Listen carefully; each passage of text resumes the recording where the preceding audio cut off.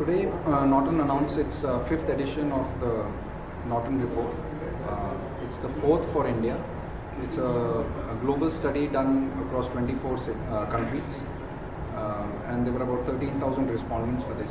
The objective of the report is to look at the last 12 months of findings on what is the consumer behavior around their online activities, what kind of cyber threats are looming around, and what are some of the new developments and trends around the whole cyberspace that we are seeing. So the key findings that come out is that there is a new avatar of cyber threats that is looming around us, especially in India. It's called ransomware. India is actually is counted amongst the top 5 countries most affected by ransomware around the globe. In APJ region, we are actually number 1 when it comes to being affected by ransomware. And this is something which we have seen as a new trend come up in the last 12 months. Why is it important and what does it do for you? Ransomware is something which is unlike what other cyber attacks or threats used to be. It is more targeted on individuals, playing around a couple of important things.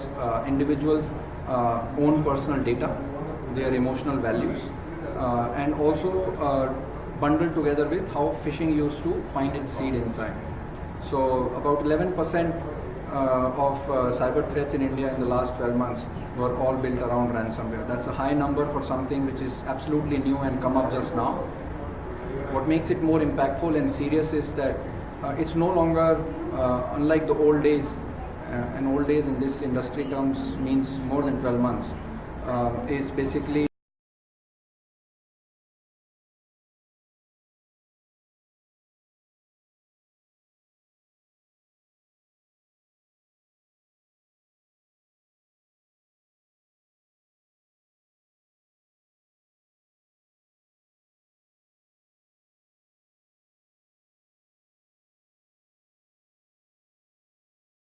a fake antivirus itself. So you could actually be prompted to download a free antivirus for your machines. You download that, you use that over a period of time, and then suddenly on one day when you switch on your machine, it says that your PC is locked because there is a threat which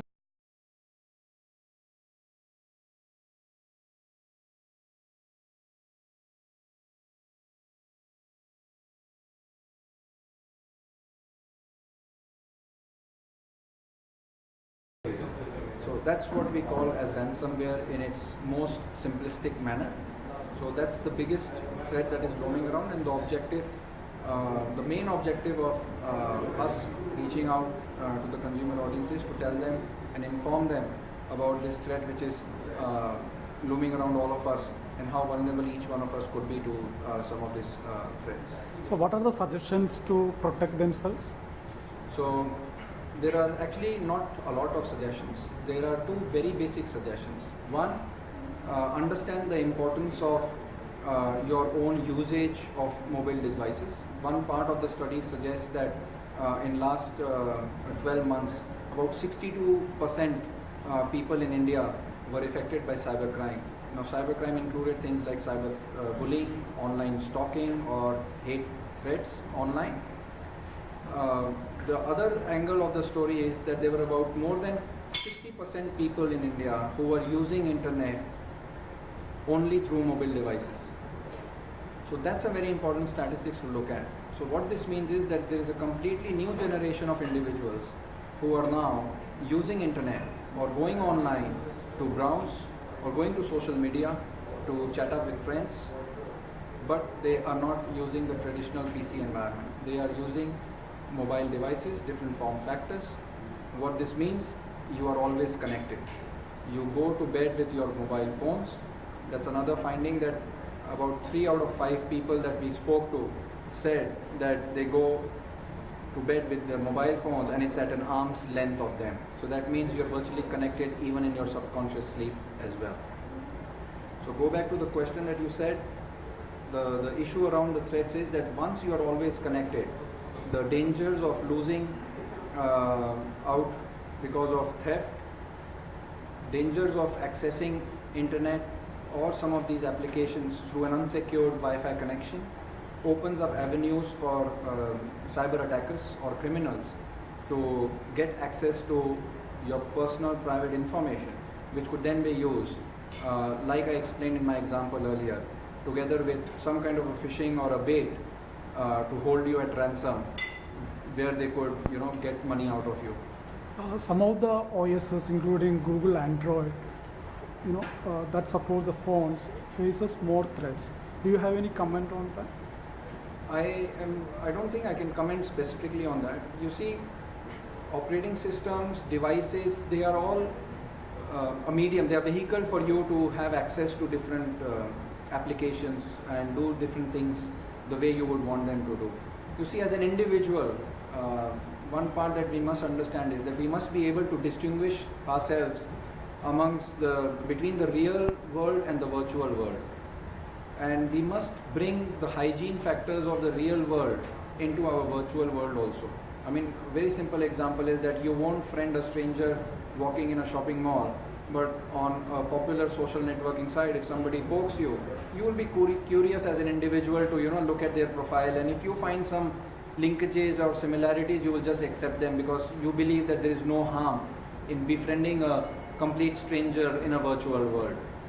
So it's not something which an operating system or a device can control. I mean, these threats are real all around us. I mean, for example, forget about what operating system you use.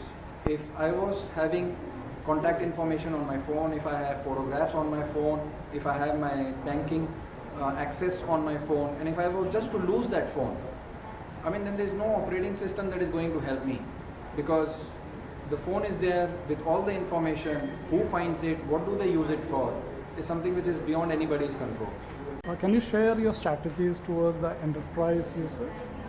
Yes, so that's a very good question and important one, because with the whole concept of BYOD, bring your own device, I mean, the landscape is changing. More and more corporations and enterprises understand that they need to give freedom to consumers to bring in, or employees in this case, to bring in devices that they would want to use. So Norton, which is a division of Symantec, which is a global leader, we have the technology or the framework behind, which covers both enterprise and the consumer part here, and therefore we tie in together to make sure that while the enterprise IT is able to deploy policies and manage the devices at their end, Norton products at an endpoint level for consumers also carry the same kind of leverage and the strength behind it.